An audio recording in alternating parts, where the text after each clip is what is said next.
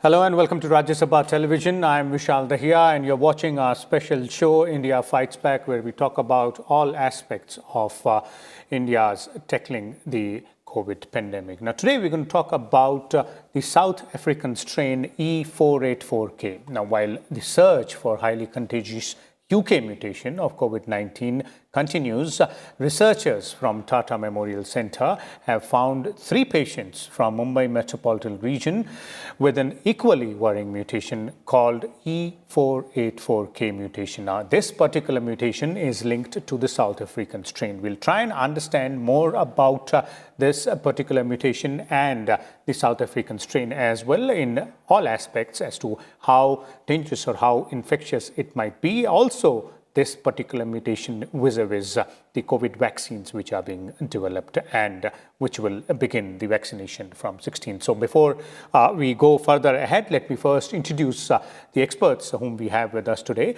Let us start with Dr. Sudeep Gupta is with us. He is Director ACTREC, the Tata Memorial Centre. We also have with us Dr. Pragya D. Yadav, a scientist E and in charge of the Maximum Containment Laboratory in ICMR-NIV Pune. We also have with us Dr. Giridhar R. Babu. He is Professor and Head Life Course Epidemiology at PHFI, that is Public Health Foundation of India. Welcome all of you to Rajya Sabha Television. Let me begin with you, Dr. Sudeep Gupta, and let's start by understanding a bit more about the South African strain and specifically the E484K mutation, which you guys have found in at least 3 patients there. So thank you for inviting me to this nice program. We performed whole genome sequencing of 700 patients with the SARS-CoV-2 infection, and all of these samples were acquired between April and September 2020. And as you pointed out, 3 of those 700 samples had the E484K mutation. I would just like to submit to you and your viewers that the South African strain is characterized not only by the E484K mutation but also by 2 other mutations, the K417N and the N501Y. And only when all 3 mutations are present in a particular viral sample can one actually characterize it as the South African strain or the clade to which that belongs. Mm-hmm. We did find the E484K in 3 samples. There have been some reports, and these reports have mostly been or have been actually with some in vitro studies which have suggested that neutralizing antibodies that are found in the polyclonal sera of patients who are recovering from COVID are able to neutralize the E484K mutation less compared to other mutations. But let me add that there is no report that this is actually operative in vivo in the human patients, and that these patients take either a longer time to recovery or they have a higher severity, etc., and so on. And I would just like to finally add that all 3 patients who were found to have the E484K mutation in our series had 2 of them were asymptomatic and 1 of them had mild disease, and all 3 recovered uneventfully. Okay. So that is what I have to say as my opening remarks. Okay, Dr. Gupta. So what you're pointing out that clearly indicates that as far as the infectiousness or the rate at which this particular strain might spread is something which is not a cause of worry there, because as Dr. Gupta was pointing out, this particular mutation was found in patients around a few months back, and then it has not spread further. So that clearly settles one aspect of the issue. Let me also bring in Dr. Giridhar Babu here. Dr. Giridhar Babu, from your point of view, this is a positive aspect. But if we look at mutations, and if you look at the South African strain and all 3, these mutations which Dr. Gupta referred to, and the amount of knowledge which we have in terms of this particular strain, spreading elsewhere in other countries, how would you look at this particular mutation in terms of its infectiousness, how dangerous it might be? Yeah. So in terms of how infectious it is, and how virulent it is, I think we have already enough evidence even from other countries. And it's really heartening to see that even in India, the strains are isolated, and I congratulate the scientists for doing so. What we need to understand is for these strains to have wider impact in terms of circulation, there has to be a susceptible pool, which means a greater proportion of the people who are uninfected in dense pockets will have to be available for the virus to infect them. So far, in my own opinion, the dense pockets in most urban areas are already at least accomplishing thresholds for population immunity. Therefore, the virus may not spread faster in these dense settings. So we need to be very proactive and cautious as we move forward. Since we know these are the strains which are prevalent in the country now, how do we protect the vulnerable from getting infected? How do we prevent dense clusters being infected from these strains? That's the public health challenge that we face now. Okay. Okay. Dr. Yadav, your views on the South African strain and all three mutations, not only the E484K? Yeah, thank you very much. So as we all know that this variant was first taken in National Mandela Way of South Africa, and now it has spread in Africa, Asia and Europe as well. Emerging and rapid spread of this variant was detected by a group from South Africa.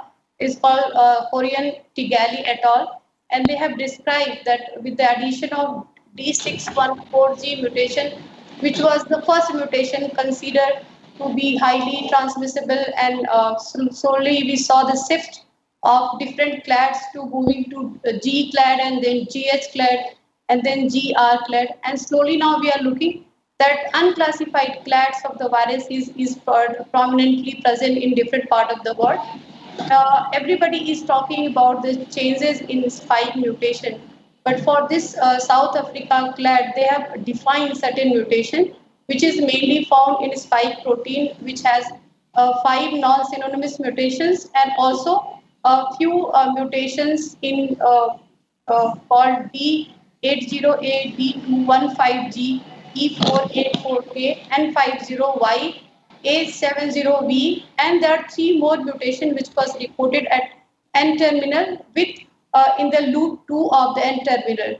So with these all mutations, the 3 key mutations are considered as E484, which is already described in the beginning, and 2 of these mutations are within the receptor binding motif. It is called as RBM in the short form, and the main functional motif that forms the interface with the human AC2 receptors, and N501Y, which is also part of the binding group in the cortex region of human AC2 receptor, form a hydrogen bond with Y41 in the HACT. So it is stabilized the K353, one of the virus binding hotspot residue on human AC2 receptors. These mutation has been identified in a new lineage in the United Kingdom also, which is labeled as B117, and with some preliminary evidence that it may more transmissible. Recently, there is a paper has come out from Brazil where they are talking about the reinfection with a specific mutation of E48 spike mutation, where a patient was found positive with the two lineages of the viruses. First was B1133 lineage, and the second sample after 147 days, it was found positive for a second lineage is labeled as B1128.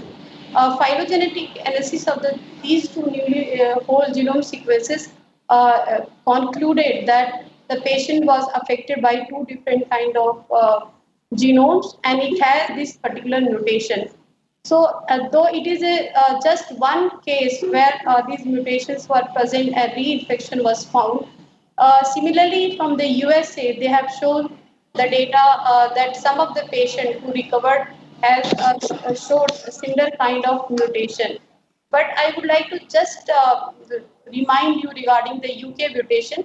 When the UK mutation reported in December, there was a lot of discussion.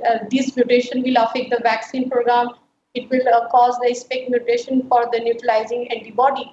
But with the time, after this declaration of variant of concern 01 from UK, it was declared by Public Health England that rapid test, which was the main concern, that rapid test will immediately fail because of the mutation. Actually, it did work. They showed the data and they told that this is not the case. Similarly, as we know that mutation in RBD can change antibody recognition and AC2 binding specificity and lead to the virus becoming more infectious. But so far, only one study has come up. We really need more evidence to conclude that N5011 affect the receptor binding affinity of the spike protein, and possible that mutation alone or combination with deletion of different other mutation may enhance the transmissibility of the virus. Okay. All this discussion is based on one of the studies which was published from a group which was mentioned earlier also, based on a prediction model and also in the mouse.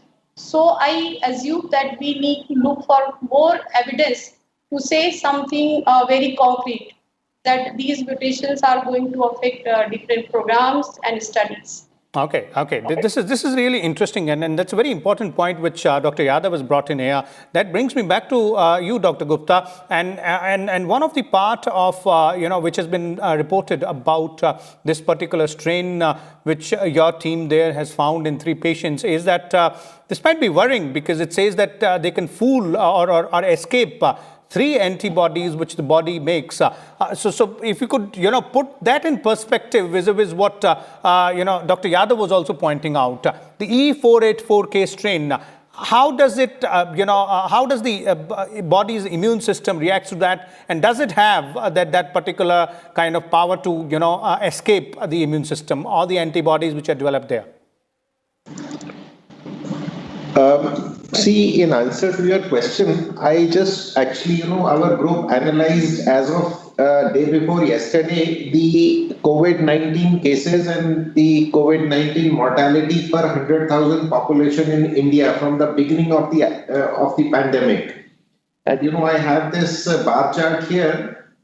The peak mortality and the peak incidence of COVID was in the week of 10th to 16th September 2020, when we had approximately 0.6 deaths per 100,000 population, and we had about 50 cases per 100,000 population. Now, after that, it has steadily declined. And the most recent analysis is for the week starting 7th of Jan, and that is about 0.1 mortality per 100,000 population and about 5 cases per 100,000. Now, you have to keep this in perspective. The 3 cases that we saw were in September. We have not sequenced any samples after that. And as Dr. Babu was correctly pointing out, it is likely that some degree of herd immunity is already achieved in India. And if you look at the decline of both the deaths as well as the cases, it seems to me that a whole lot of attention and a whole lot of furor over a number of mutations is essentially based on studies that have not been conducted directly in humans and that may not necessarily correlate with what will happen in actual human population.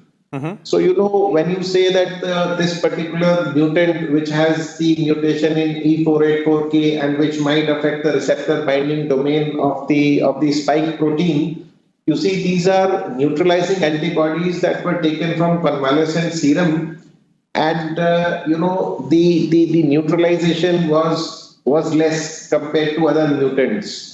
But whether that will play out in the human beings or not, we don't know. And I would just like to also request your viewers to consider the fact that the mere presence or absence of antibodies is not synonymous with immunity. There are several types of immunity, including cell-mediated immunity, including several types of antibodies, not just one antibody. And so therefore, just the fact that one particular or a couple of antibodies do or do not neutralize a particular mutant in an in vitro model. In this case, it was the study that actually suggested this was conducted by scientists from the Fred Hutchinson Cancer Center or the Fred Hutchinson Institute in the US. and that was a lentiviral construct. So what happens in a lentiviral construct, whether it will be play out the same way in human beings is completely far from certain. And I don't think, from whatever I have seen until now, that these mutations are going to affect either the efficacy or the effectiveness or the rollout of the vaccination program. Okay. And until now, our analysis and all other analysis that I have seen until now also do not seem to suggest that any of these mutants are correlated in a confirmed manner with the severity of the disease. Okay. And I just like to point out to what you said in the beginning after my first statement. So, our study in no way can analyze the infectiousness of this variant, because, for the infectiousness, I would need to calculate the R factor and how many people get affected by the index case, etc., and so on. But we do have an indication that at least it was not severe in the 3 cases that we found, and these 3 are out of 700. So in any case, it was not a widely prevalent mutation. And there are other reports that suggest that some particular viruses with some mutations are more infectious than the others. But at least from the Indian data, what I see is that both the cases as well as the deaths have steadily declined after they have attained a peak in September. And also the number of deaths per million or per 100,000 population are actually far less in India than they are in some of the developed countries. Okay. The reasons for that are not completely clear, but I don't think one needs to be unduly alarmed about any of these mutations, because the viruses keep on mutating, and most of those mutations, the large majority of those mutations, do not have any significant functional outcome. Okay. That's quite an apt summary there from Dr. Gupta, and the gist seems to be that we should not be concerned so much about the mutations. Yes, our scientists are keeping a tab out there, and that brings me back to Professor Babu here. Professor Babu, from your perspective, sir, if we look at this entire process of viruses mutating, and it's something which scientists say is not new. Obviously, every virus mutates and in various ways. That is why we are seeing several mutations, several new strains coming up. So if we look at the overall holistic aspect, then would you agree with what Dr. Gupta here is saying, that we need not be too much worried about it? And there might be some strains which might be more virulent than the others, but the impact on the vaccination process will not be much there.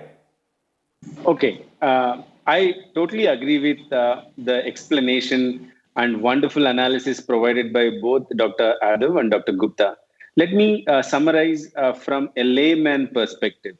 The first thing is that the virus wants to survive.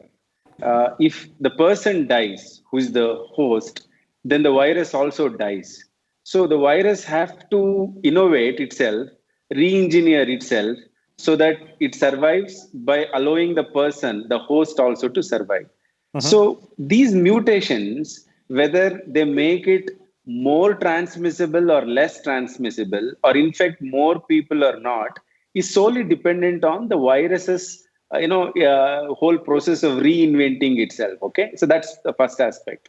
Second, if you were to imagine these strains were as some gangs of robbers, now when the theft is happened, at that time, if you are able to track the robbers, then that is good. That's what they did in UK. But now, going behind them in terms of whether this strain causes an outbreak or not is little late. Given that the India is seeing decrease in cases and deaths, as very well explained by Dr. Gupta, I'm not sure that we should be alarmed too much about that. Finally, because of these kind of innovations that the virus is doing, we should track them and understand whether the vaccines that we are developing are effective or not. Those kind of experiments are underway in the UK now. We should continue to be vigilant and understand whether these vaccines are effective in the future. So I'm not alarmed, but I'll continue to be cautious. Okay. Not alarmed, but continuing to be cautious. That's the perfect way of putting things in perspective there. Concluding comments from you, Dr. Yadav, as well on the holistic aspect of these new strains or new mutations being found in terms of their being more virulent or less virulent? And also, as you were pointing out earlier, that there is not much evidence right now to point out that this might have an impact on the vaccine candidates which are being developed or which have already been developed now. So one point here I would like to state regarding this, both the variant South Africa and UK. In both the cases, if for the UK now in GSET there is around 11,000 sequences are there, and most of these sequences belong to GR, which is having D61G mutation. And in earlier study, the Piccoli et al. Has stated that those sequences has these kind of mutation. They have increased sensitivity to neutralizing antibodies, and this actually should help rather giving any adverse event for our vaccine or antibody program. Similarly, for South Africa, the maximum number of the sequences which has been seen is belong from GH group, which again has a similar kind of mutation. So based on these data, we feel that we should not be worried so much. Next thing, as we have announced few days by DG ICMR, Professor Balram Bhargava sir, that NIV has isolated UK variants. So we are also doing different kind of experimentations to know how these variations are going to affect these parameters. Okay. There it is. Thank you so much, Dr. Yadav, Dr. Gupta, as well as Dr. R. Babu for giving your valuable inputs out there to our viewers in terms of understanding more about not only the South African strain E484K, but about mutations in general as well, and how they are related vis-a-vis they being more virulent or less virulent, causing more infections or less infections, and also their position vis-a-vis the process of vaccine development, the development of vaccine candidates. And as our experts were pointing out, there is not much to worry about, although the studies are ongoing, and all of us will have to remain cautious. And when we talk about being cautious, let us also remind you about the COVID appropriate behavior, which is simple 3-step process. Therein, the first aspect is that one should wear a mask always, and also please do not forget to wash your hands. Hand hygiene is really important. The last one is following physical distancing of 6 feet. These are 3 simple steps which will keep you and your near and dear ones healthy and safe. Thank you for watching Rajya Sabha Television.